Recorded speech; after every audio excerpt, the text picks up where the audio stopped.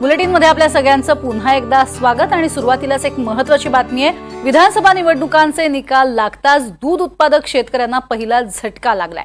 कोल्हापूर आणि सांगली जिल्ह्यातील दूध संघांनी गाय दूध खरेदी दरामध्ये लिटर मागे 3 रुपयांची कपात केली आहे। गाय आणि म्हशीचं मुबलक प्रमाणात दूध उपलब्ध आहे।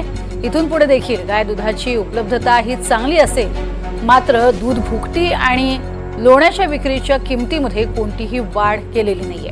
अशा परिस्थितीत दूध खरेदी दर कमी करण्याशिवाय दुसरा पर्याय नाही असं सगळ्यांच्या बैठकीत एकमतानं ठरलंय आणि त्यानंतर हा निर्णय झालेला आहे। सध्या गाई म्हशीचं दूध हे मुबलक प्रमाणात उपलब्ध होत आहे आणि त्यामुळे कोल्हापूर सांगली दूध खरेदीत 3 रुपयांची कपात करण्यात आली। अधिक माहिती घेऊयात, महेश बागल आमचे प्रतिनिधी आपल्या सोबत आहेत। महेश, काय अधिक माहिती? नक्कीच विधानसभा निवडणुकीचे मतदान झाल्यानंतर राज्यात दुधाला सर्वाधिक दर देण्याचा कोल्हापूर आणि सांगली जिल्ह्याचा जो तोरा होता तो आता उतरणीला लागला आहे असं म्हणावं लागेल। याचं कारण म्हणजे जिल्ह्यातील खासगी व सहकारी दूध संघांनी गाय दूध खरेदी दर प्रति लिटर 30 रुपये करण्याचा निर्णय घेतला आहे।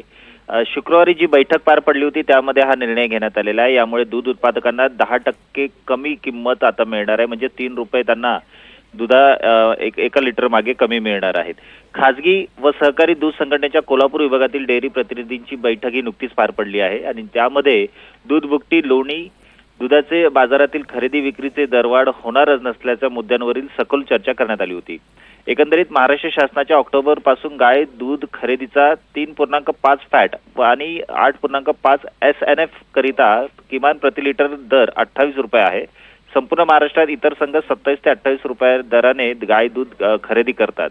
मात्र सांगली आणि कोल्हापूर मधले जे दूध उत्पादक दूध संघ जे होते ते जवळपास 33 रुपये लिटर असा दर देत होते। फक्त कोल्हापूर बद्दल बोलायचं झालं तर जिल्ह्यात 33 रुपये प्रति लिटर दर होता, तो आता कमी करण्याचा निर्णय घेण्यात आलेला आहे। यापुढे गाय दुधाची उपलब्धता चांगली असेल अशी परिस्थिती सध्या आहे आणि त्यामुळे हा निर्णय घेण्याशिवाय दुसरा पर्याय नसल्याचं झालेल्या बैठकीमध्ये ठरवण्यात आलं होतं आणि एक मत पण त्यावर झालेलं होतं।